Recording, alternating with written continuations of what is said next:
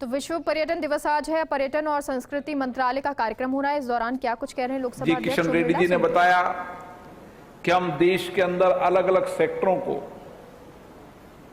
North east हो, south हो, पश्चिम हो, सभी अलग अलग सेक्टर्स के टूरिज्म मिनिस्टर की, टूरिज्म से जुड़े हुए टूर ऑपरेटरों के साथ हम लगातार चर्चा कर रहे हैं कि किस तरीके से हम पर्यटन उद्योग को रिवाइवल कर सकें। मुझे आशा है कि भारत ने जिस सामूहिक प्रयासों के साथ, सामूहिक संकल्पता के साथ कोरोना वायरस को रोकने में सफल हुए, इसी तरीके से हम हमारी प्रतिबद्धता के साथ इस पर्यटन इंडस्ट्रीज को भी और डेवलप कर पाएंगे ताकि देश और दुनिया के लोग भारत आ सके। भारत विश्व की सबसे पुरानी सभ्यताओं में से एक है। हमारे देश की अनूठी तथा समृद्ध सांस्कृतिक विरासत एवं हमारी भौगोलिक विविधताएं पूरे विश्व के पर्यटकों को आकर्षित करती है, क्योंकि हम जब भारत को देखते हैं तो दुनिया में भारत ही एक ऐसा देश है जहां अलग अलग भौगोलिक विविधताएं हैं। कहीं समुद्र हैं, कहीं रेगिस्तान हैं, कहीं झरने हैं, कहीं बावड़ियां हैं, तालाब हैं, कहीं प्राकृतिक है, कहीं आध्यात्मिक है। एक ऐसा देश है हमारा जहां हम दुनिया भर के पर्यटकों को आकर्षित कर सकते हैं। मैं जहां से आता हूं, राजस्थान से, पधारो हमारा देश, अतिथि देवो भव, ये हमारी संस्कृति और संस्कार है। और राजस्थान जो पूरे विश्व के अंदर हेरिटेज टूरिज्म के रूप में डेवलप हुआ है। राजस्थान के अंदर आज भी बड़ी संख्या में विदेशी पर्यटक आते हैं। वहां की समृद्ध और गौरवशाली विरासत, प्राचीन किले, हवेलियां, वहां की प्राकृतिक सुंदरता, वन्यजीव, वहां के रेगिस्तान, आज भी दुनिया के पर्यटक यहां देखने आते हैं। और इसीलिए हमको अलग अलग सेक्टरों को, अलग अलग क्षेत्रों को टूरिस्ट के हिसाब से वापस डेवलप करने की आवश्यकता है, क्योंकि पर्यटन ही अर्थव्यवस्था का ग्रोथ इंजन है। और विश्व में कई देश तो ऐसे हैं जहां की आर्थिक स्थिति पर्यटन पर टिकी हुई है। मैं विश्व के कई देशों में देखता हूं और वहां के जब आर्थिक आकलन करता हूं तो पता चलता है कि वहां इकोनॉमी जो टिकी हुई है उसमें 50 से 60% हिस्सा टूरिज्म का है। इसलिए इकोनॉमिक ग्रोथ करने के लिए दुनिया में टूरिज्म सबसे बड़ा सेक्टर आज की तारीख में है। और इसलिए हमें इस दिशा की ओर कारगर कदम उठानी चाहिए। पर्यटन से हमारे कई सेक्टर जुड़े हैं, विशेष रूप से परिवहन, आईटी, होटल इंडस्ट्रीज, लेकिन ये तो सीधे जुड़े हुए हैं।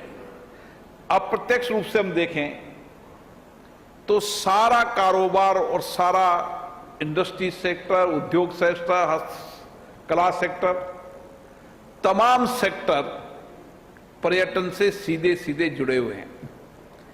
और भारत के अंदर हमारी अर्थव्यवस्था में जीडीपी का 5% हिस्सा आज भी पर्यटन का है। और रोजगार की दृष्टि से हम देखें तो आज भारत में सबसे रोजगार सृजन करने वाला कोई सेक्टर है तो पर्यटन क्षेत्र है, जहां पर 13% हिस्सा रोजगार का पर्यटन से जुड़ा हुआ है, जहां पर प्रत्यक्ष अप्रत्यक्ष रूप से 9 करोड़ से ज्यादा लोग इस टूरिज्म इंडस्ट्री से जुड़े हुए हैं। और हमने निश्चित रूप से विश्व पर्यटन इंडेक्स में पिछले 5 वर्षों के अंदर प्रधानमंत्री नरेंद्र मोदी जी के नेतृत्व में हमने कई टूरिज्म स्थान डेवलप किए, नए पर्यटन के क्षेत्र बनाए, जिसके कारण जो हमारा इंडेक्स 65वें स्थान पर था, आज हमारा इंडेक्स 34वें स्थान पर आ चुका है। क्योंकि एक विजन के साथ माननीय प्रधानमंत्री जी ने देश के कई क्षेत्रों को पर्यटन दृष्टि से डेवलप करने का काम किया।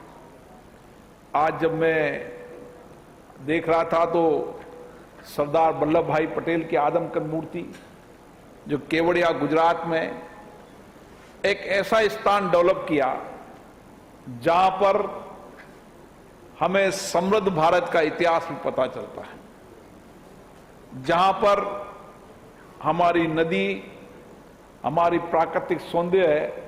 और विशेष रूप से वहां मैंने देखा कि किस तरीके से उस आदिवासी इलाके के अंदर आदिवासी नौजवान और युवतियां किलोमीटर दूर से आकर उस पर्यटन क्षेत्र में काम करती है। तो एक क्षेत्र को कैसे डेवलप किया जा सकता है, ऐसे कई उदाहरण हमारे माननीय प्रधानमंत्री जी ने इस देश में किए हैं। हमने कई योजनाएं शुरू की है। स्वदेश दर्शन, हमारे आध्यात्मिक रूप से भारत आज भी हमारी संस्कृति, हमारी आध्यात्मिक रूप पूरी दुनिया के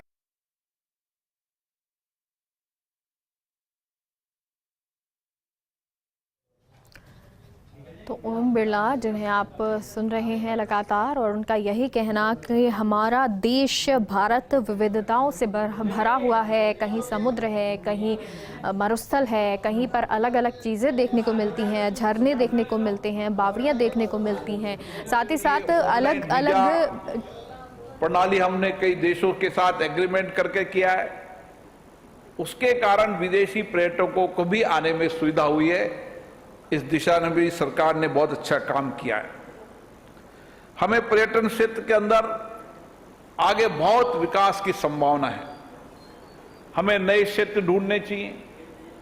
पर्यावरण की दृष्टि से भारत सबसे अच्छा देश हो सकता है। आध्यात्मिक शिक्षा और विशेष रूप से जब मैं देखता हूं आज की तारीख में मेडिकल टूरिज्म के रूप में भारत दुनिया का सबसे बड़ा भाव हो सकता है। आज भी दुनिया के बड़े बड़े विकसित देशों के अंदर भारत के चिकित्सक हैं, और इसीलिए भारत में सस्ती और गुणवत्तापूर्ण चिकित्सा अगर कहीं दुनिया के अंदर है तो भारत के अंदर है। और हम इस दिशा के अंदर काम करेंगे तो मेरी आशा है कि मेडिकल टूरिज्म में बहुत बड़ी संभावना है और उस संभावना का लाभ भारत को मिल सकता है। इसी तरीके से भारत ने नई शिक्षा नीति लागू की है। ये नई शिक्षा नीति हमारी विश्व स्तरीय भी है और हमारी संस्कृति से भी जुड़ी हुई है।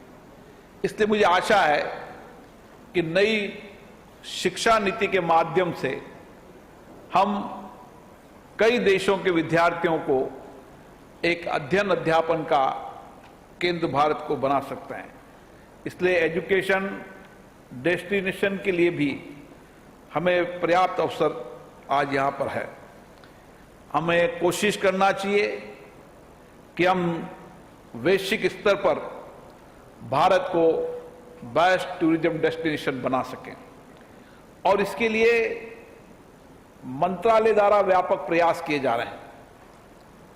क्योंकि आजकल आईटी के क्षेत्र का बहुत उपयोग की आवश्यकता है।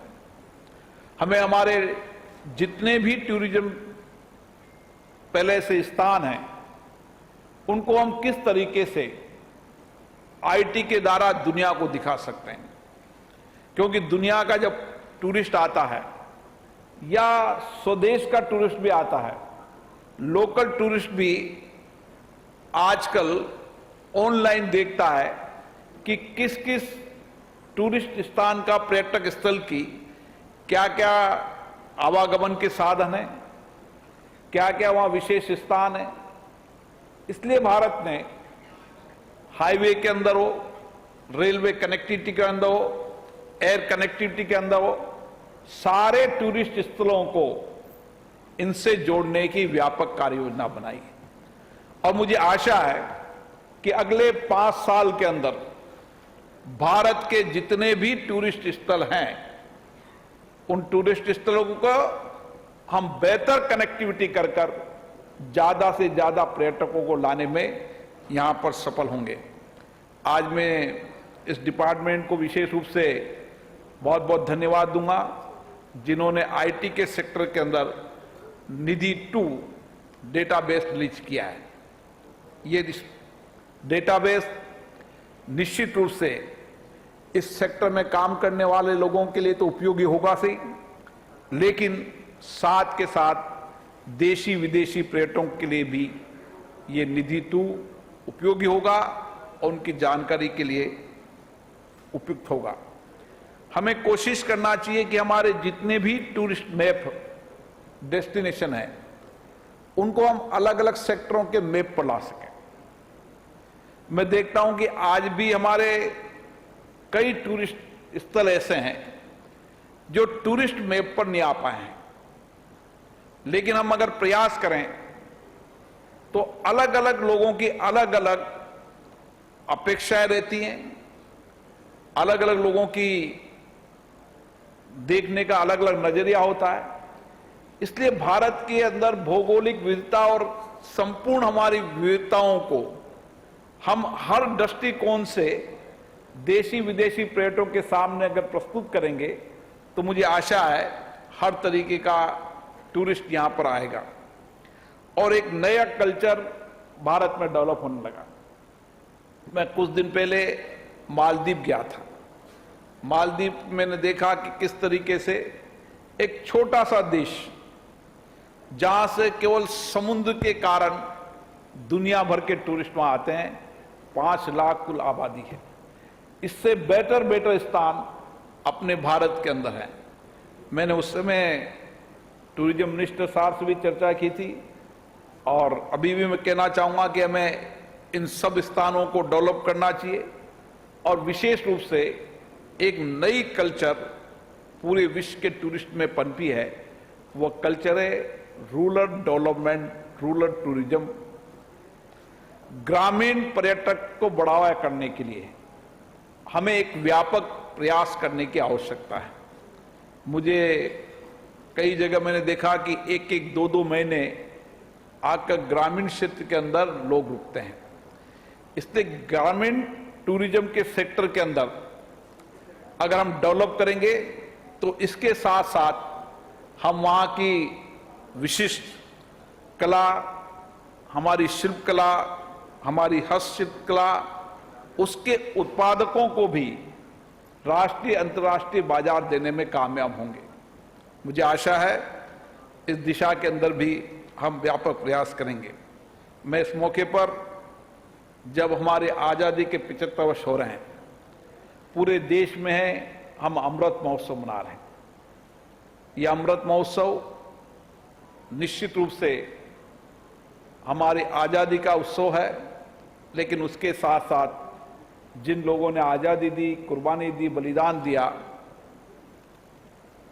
उनको स्मरण करने का भी समय है।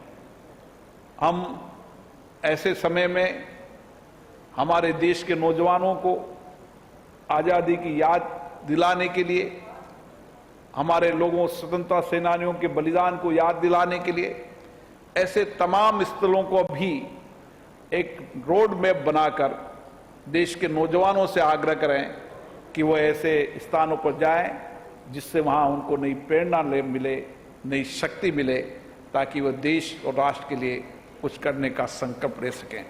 मुझे आशा है कि आपके नेतृत्व में पर्यटन क्षेत्र नई ऊंचाई पर पहुंचेगा और हम सब मिलकर सामूहिक संकल्प के साथ, सामूहिक प्रतिबद्धता के साथ विश्व पर्यटन दिवस पर अपने आप को संकल्प करेंगे कि हम भारत को दुनिया का सबसे बढ़िया बेहतरीन पर्यटक हब बनाएंगे और दुनिया के टूरिस्ट को लाने में हम कामयाब होंगे।